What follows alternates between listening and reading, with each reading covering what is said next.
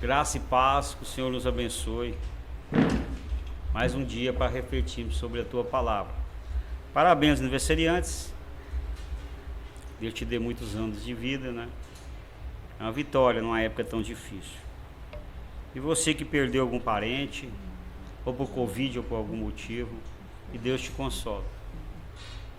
E aquilo que está te fazendo sofrer, seja qual o problema, ou financeiro, ou familiar, ou de relacionamento, que Deus te dê um alívio, dê um milagre em sua vida, porque maior é Deus. Deus é maior, não é? Graças a Deus. Amém?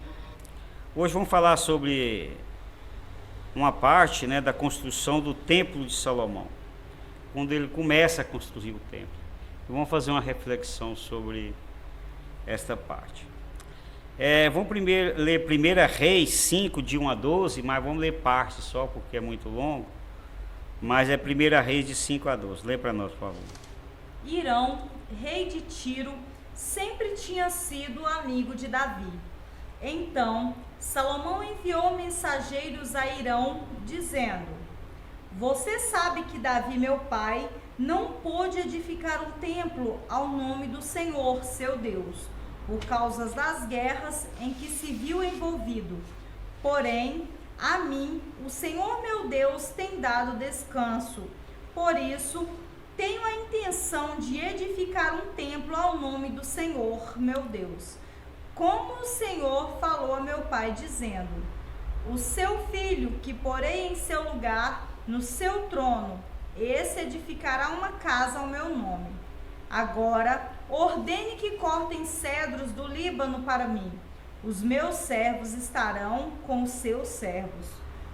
Quando Irão ouviu as palavras, ficou muito contente e disse: Bendito seja hoje o Senhor, que deu a Davi um filho sábio para reinar sobre este grande povo. O Senhor deu sabedoria a Salomão, como lhe havia prometido. Havia paz entre Irão e Salomão, e eles fizeram uma aliança entre si. Amém. O que é necessário para concluir um projeto quando este vai além do tempo de vida de uma pessoa? Às vezes temos que concluir um projeto e provavelmente nós estaremos mortos e alguém terá que continuar. Há projetos a longo tempo, né? Longo prazo. E o que é necessário para isso? Paciência. Né? Vamos ver o que é. Vamos falar o tema?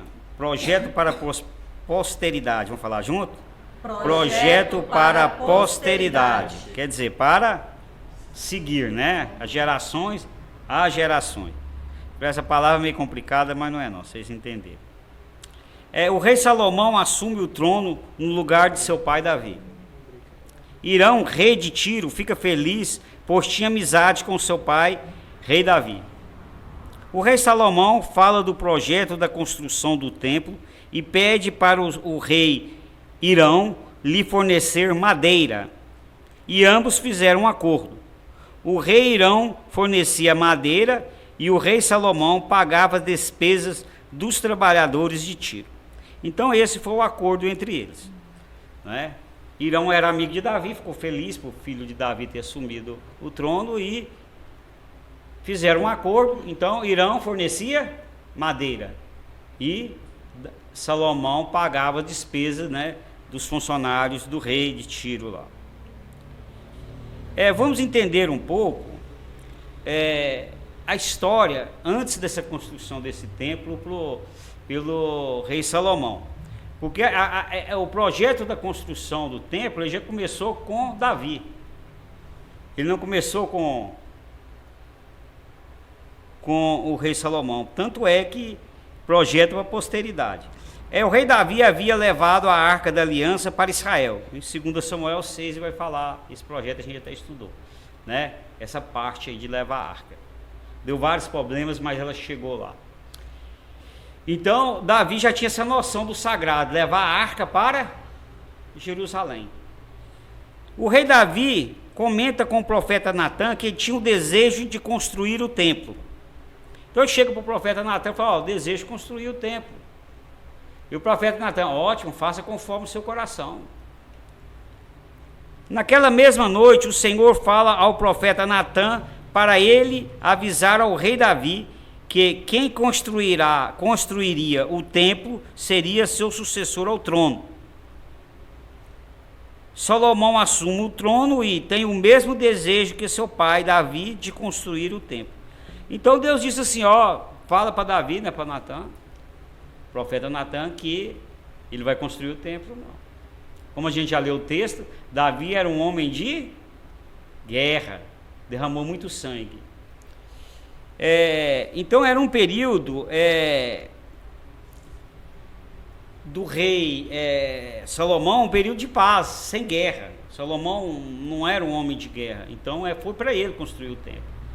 E esse desejo de Davi passou para o seu filho, né? E Davi preparou já tinha preparado muito material para a construção do templo, né? Algumas coisas Salomão teve que providenciar, mas Davi já deixou preparado. Para que um projeto continue, que é seu e que seu filho continue, é necessário que haja o quê? Uma transmissão de conhecimento, que você motive o seu filho. Lê para mim Salmo 78:3. O que ouvimos e aprendemos, o que os nossos pais nos contaram, não os esconderemos dos nossos filhos, contaremos à próxima geração os louváveis feitos do Senhor, o seu poder e as maravilhas que fez. Então quer dizer, o que ouvimos e aprendemos, o que nossos pais nos contaram, não esconderemos dos nossos filhos. Então, tudo aquilo que Deus fez para você, que é maravilhoso, você não esconde dos seus filhos. Eu aprendi muitas coisas com os antigos. Sempre fui muito caseiro. E era coisa que eles aprenderam. E na conversa do dia a dia eles passavam. Não é uma coisa assim, agora vamos estudar tal coisa. É no dia a dia. Né? No Velho Testamento você ensina seu filho no dia a dia. Nos umbrais, nas paredes, prega as coisas de Deus na cabeça dele. Para que quando crescer ele não dizia dele. Então você vai passar um conhecimento para o seu filho. Então, isso é muito importante. Quando você vê uma criança fazendo uma coisa extraordinária, você pode saber que tem um pouco da natureza dele e outro grande é dos pais. O pai passou aquela motivação, aquele conhecimento. E assim Davi fez com Salomão. Davi provavelmente deve ter falado para Salomão, você construiu o templo e não é permitido para mim, vai ser para você. Muitos materiais já estão comprados, e deve ter falado muitas vezes que era preocupação, que era o desejo. Meu sonho é esse.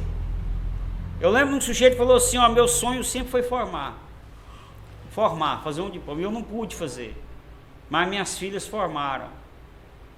Nunca esqueci disso, toda vez que eu leio essa palavra assim, os meus filhos realizaram o meu sonho que eu não fiz. Muitas vezes vai acontecer isso. Foi o mesmo com Davi, eu não vou realizar o sonho de construir o templo, eu sei que vou morrer antes, mas pela fé, que a fé enxerga aquilo que ainda vai acontecer, ele queria que esse templo estava construído. Por Salomão, e realmente foi construído. Eu vi hoje na internet assim, uma criança bem pequenininha tocando piano, e falou assim, esse vídeo tem tantas mil visualizações. Eu não sei nem quando é grande visualização. E eu falei assim, como tão difícil tocar um instrumento. E uma criancinha tão pequena toca esse instrumento. Pensei na hora, os pais provavelmente são músicos. Estuda música o dia inteiro. Os pais, essa criança provavelmente ela não conheceu internet nem jogo eletrônico. Eu falo fazendo essas viagens, porque não é possível uma criança tocar piano tão bem. Uma pessoa disciplinada, que pelo menos 2 horas por dia ela estuda. Eu quero videogame. Não, você vai estudar o piano agora. Isso é o pai. Quando você vê ser uma pessoa muito educada, na minha empresa tinha 2 dentistas. Um extremamente educado. E eu falava assim, a mãe educou bem esse sujeito, ele é muito educado. E um era mais bruto que um cavalo dando coice. E eu pensava assim, eu pensei na mãe, nem na família, não educou esse filho. A gente pensa sempre que é da família que trouxe essa educação. Às vezes não é sempre, mas geralmente é. Na verdade, nós fazemos muitas coisas, deixamos preparado para o outro fazer e nós não vamos fazer. Por exemplo, em relação a um diálogo que Jesus teve com os discípulos, no episódio da mulher samaritana, em João 4, 36a e 37a, vai dizer o seguinte: que alegrias estão reservadas tanto para o semeador como para o ceifeiro juntos, pois é verdadeiro ditado, um semeia, o outro faz a colheita. O que quer dizer isso? Que tanto um que semeia não é o mesmo que colhe, mas ambos ficam alegres, concordam? E ele vai dizer isso, que um semeia, outro colhe. Então quem nós vamos ver aí? Um semeando, que é Davi, e quem está colhendo? Salomão. Vamos falar um pouco sobre Davi, porque ambos, na vida nossa, nós vamos observar uma coisa: a gente sempre semeia, sempre colhe, e sempre semeia. Nós fazemos as duas mesmas coisas. As coisas funcionam assim. Por exemplo, Davi colheu. Antes dele semear, ele colheu. Como ele colheu? Por Deus, ungido pelo profeta Samuel. Antes de mais nada de começar a vida, o profeta Samuel ungiu ele com óleo, a unção, e consagrou ele rei. Então já recebeu o Espírito Santo. Ele já foi o quê? Ele já colheu aí. Fez dele um guerreiro, um homem disciplinado. E ele planta. O que ele planta? Guerreou por Israel, levou a arca da aliança para Jerusalém, estabeleceu o serviço sacerdotal com cantores. É bom nós notarmos que o serviço sacerdotal que Davi implantou foi além da lei de Moisés. Tanto que ele é uma pessoa extraordinária, porque ele era músico. Ele sustentou cantores que ficassem por conta. Gente, quando eu falo para vocês que a área da música é importantíssima, vocês não acreditam. Eu acho que hoje eu estava vendo, eu fui num culto esses dias, a pregação foi 20 minutos. 60 minutos eu acho que foi música, porque a música não é cansativa. Então Davi teve essa noção da importância da música. Então ele arrumou sustento para os instrumentistas e cantores. Estabeleceu o serviço sacerdotal com cantor. Escreveu salmos. Então Davi, ele plantou também. Ele colheu a unção de Deus, mas ele plantou. Deixou material para o templo, foi um exemplo de pessoa. O que ele colheu? União dos separados do juízo. A nação de Israel era separada. Davi que uniu Israel. Era assim um reino para cá, independente do outro. O norte sempre foi separado do sul. Davi conseguiu juntar todo mundo, por ser fiel a Deus, por ter recebido essa bênção de Deus. Derrota dos inimigos. E no final do seu governo, um período de paz com as nações estrangeiras, que nós vamos ver que quem colheu isso foi Salomão. Salomão colhe, recebe a sabedoria de Deus. Antes dele começar o seu reino, o seu reinado, o que ele recebe de Deus? Sabedoria. O desejo e o exemplo do pai de construir o templo. Ele herda isso. Então ele colhe isso. Colhe o reino em paz, colhe a amizade do pai, Irão, rei de Tiro, Imagina, ele colhe até a amizade do pai, porque Irão foi muito gentil com Salomão na construção do templo, porque ele tinha uma amizade não com Salomão, mas com o seu pai. E sem amigos ninguém faz nada. Não é, a gente poderia até pôr esse assunto aqui, mas não é o que a gente vai... Questão de tempo, não vamos tratar isso aqui agora não. Então, até amizade, Davi deixou de herança para ele.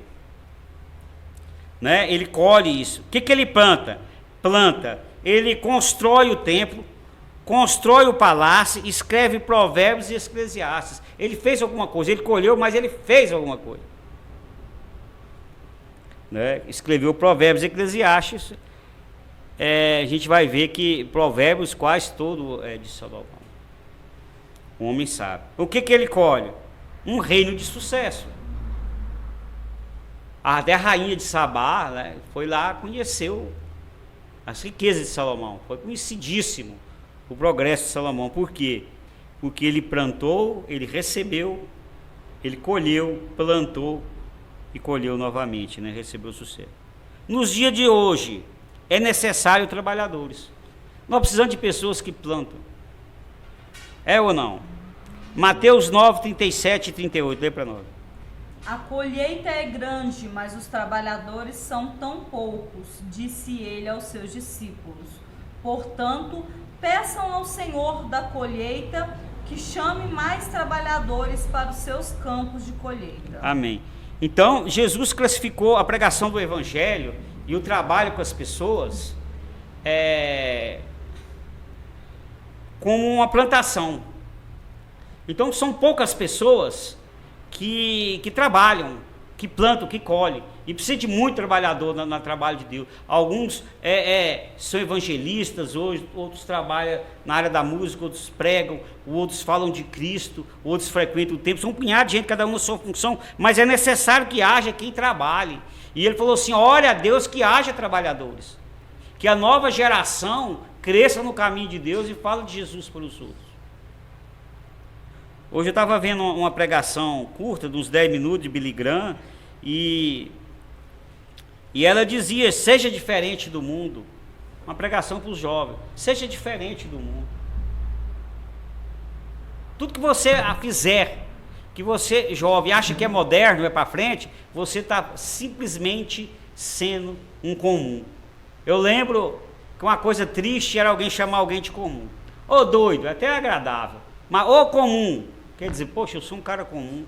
Então, tudo que você fizer, que o mundo agrada, você está sendo comum. Comum é aquele que segue a Deus. Não é comum quem segue a Deus. Então, precisamos de trabalhadores, alguém que trabalha na obra de Deus, e faltam poucos, são poucos que dedicam. Por exemplo, os cristãos de hoje, por exemplo,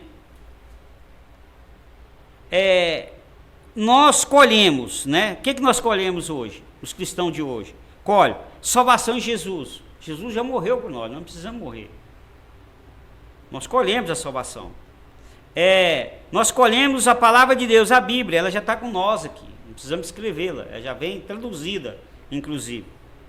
Nós colhemos o Espírito Santo, Deus enviou o Espírito Santo, nosso Consolador, o Paráclito de Deus, o exemplo e ensinos da família, e cristãos, irmãos e sacerdotes. Então nós temos um punhado de exemplos, famílias, cristãos e sacerdotes, que nos ensinam. Então nós colhemos muita coisa, os cristãos. O que nós devemos plantar?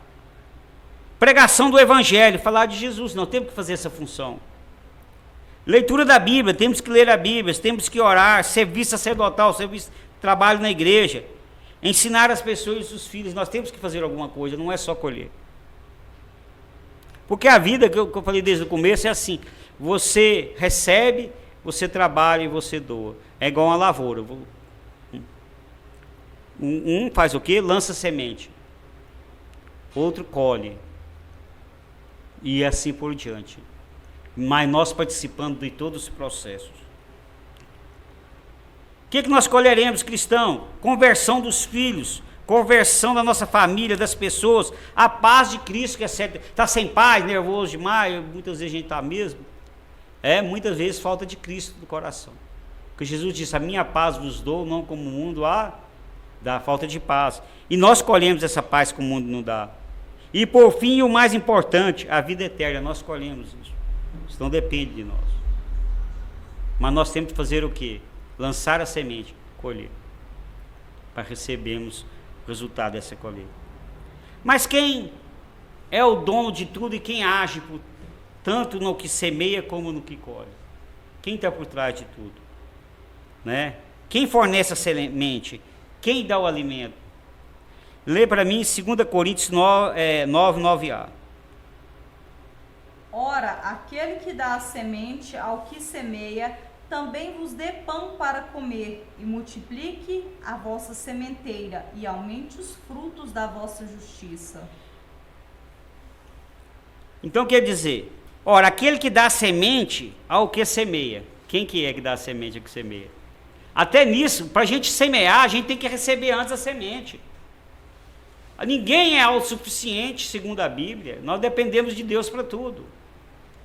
Davi deixou uma situação boa para Salomão, porque Deus antes o abençoou, o ungiu.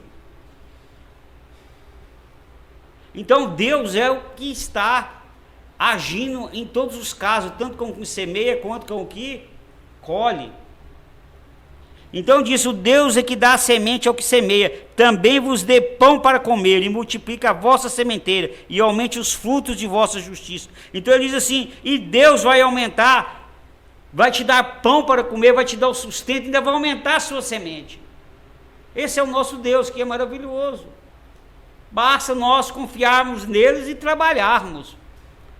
Deus, nós estudamos no Novo Testamento o chamado de Mateus, e Mateus estava fazendo o quê?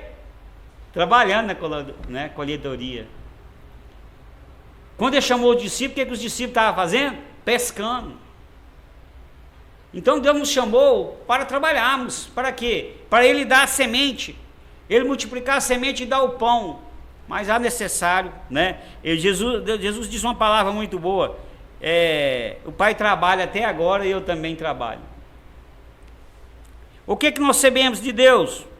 A semente é a fé. A fé é a base de tudo. E a fé quem dá é a ação do Espírito Santo. É uma bênção que nós recebemos. E o alimento que nós recebemos é a salvação em Jesus. Que também a salvação é de graça, não é pelas obras, nem por meu mérito. Nós vamos fazer um estudo sobre o conhecimento de Deus e nós vamos entender um pouco isso. Então é essa a função de Jesus ao mundo, não é? É essa a função do Espírito Santo: encher os nossos corações com a semente que é a fé, para que a gente produza obras boas, dignas, e recebemos a salvação em Jesus. Amém? Lê a conclusão, por favor. Para que um projeto se realize além da vida de uma pessoa, é necessário a bênção de Deus e a geração anterior abençoar a geração futura. Fale de Jesus às outras pessoas e a seus filhos, para o evangelho continuar. Tá bom. Conclusão já diz, né? Para que a bênção continue, tem que uma geração abençoar a outra, né? Hoje você tem condição de, às vezes, pagar, não é todos, de um colégio particular para o seu filho, mas antes o seu pai pôs você no colégio e preocupou em te levar num colégio público, às vezes, ou particular. O seu pai fez alguma coisa você antes. E você está fazendo para os seus filhos fazer por outro. Não tem como, a gente não é individualista. E a gente deve falar de Jesus para que o evangelho continue. Para que novas gerações sejam, construam templos em nome de Deus. Eu tenho anunciado a Jesus para as futuras gerações crer nele. Eu tenho feito isso. A gente tem falado muito pouco de Cristo, né? Precisamos falar mais. Vou fazer a oração para você, depois falaremos a oração conjunta. Senhor Deus, obrigado pela tua palavra. Que ela entre em nossos corações, Senhor. Como recebemos a bênção, Senhor, dos nossos pais e tantas pessoas que nos amaram, a gente possa passar essa bênção para as pessoas, de geração em geração. E que, como nós ouvimos falar de Cristo, nós possamos falar de Cristo. Como nós recebemos essa bênção, nós possamos abençoar as outras pessoas. Abençoa cada um, Senhor, dentro do seu sofrimento, dentro da sua necessidade, que o Senhor responda às nossas orações. É tudo que eu te peço em nome do teu Filho Jesus. Amém. Amém. Vou falar a oração, vocês falam junto comigo. Pai perpétuo. Pai perpétuo. Em nome do teu Filho. Em nome do teu Filho. Me ajude para que. Me ajude para que. Como ouvi sobre Jesus. Como ouvi sobre Jesus. Eu possa falar de Jesus. Eu possa falar de Jesus. Para o evangelho continuar. Para o evangelho continuar. Em nome de Jesus. Em nome de Jesus. Amém. Amém. Esqueci de pôr o Pai Nosso aqui. Vamos de memória agora. Vocês têm que orar alto aí. Vamos lá? Orar o Pai Nosso? Pai nosso que estais no céu, santificado seja o vosso nome. Venha a nós o vosso reino. Seja feita a vossa vontade, assim na terra como no céu. O pão nosso de cada dia nos dá hoje. perdoai-nos as nossas ofensas, assim como nós perdoamos a quem nos tem ofendido. E não nos deixeis cair em tentação, mas livrai-nos do mal. Pois teu reino, o poder e a glória para sempre. Amém. O Senhor te abençoe e te guarde. O Senhor faça resplandecer o seu rosto sobre ti e tenha misericórdia de ti. O Senhor sobre ti levante o teu rosto e te dê a paz. E até a próxima, em nome de Jesus. Amém. Amém.